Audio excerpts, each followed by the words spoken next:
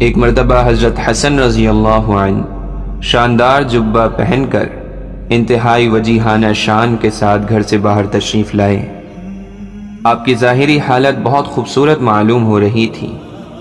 اتنے میں ایک یہودی سے ملاقات ہوئی جس کی شکستہ حالی اس کے لباس اور بدن سے صاف ظاہر ہو رہی تھی۔ سخت دھوپ میں شدید محنت نے اس کو بے حال کر رکھا تھا اور اس نے پانی کا گھڑا گردن پر اٹھایا ہوا تھا۔ اس نے حضرت حسن رضی اللہ عنہ کو کھڑا کر کے کہا، مجھے ایک سوال پوچھنا ہے۔ حضرت حسن رضی اللہ عنہ نے اسے سوال پوچھنے کی اجازت دی تو اس نے کہا، تمہارے نانا کا فرمان ہے، دنیا مومن کے لیے قید خانہ اور کافر کے لیے جنت ہے۔ تم مومن ہو اور میں کافر ہوں۔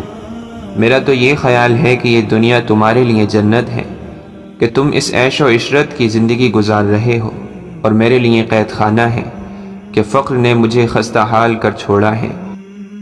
اس کی یہ بات سن کر حضرت حسن رضی اللہ عنہ نے فرمایا، اگر تو آخرت میں میرے لیے تیار کردہ نعمتوں کو دیکھ لے جو اللہ تعالیٰ نے مجھے عطا کرنی ہے، تو ان نعمتوں کی طرف نسبت کرتے ہوئے تو یہی کہے گا کہ میں قید خانے میں ہوں، اور اگر تو اس عذاب کو دیکھ لے جو اللہ تعالیٰ نے آخرت میں تیرے لیے تیار کر رکھا ہے، تو اس عذاب کو دیکھ کر تو یقین کر لے گا کہ اس عذاب کے مقابلے میں تو اس وقت جنت میں ہے۔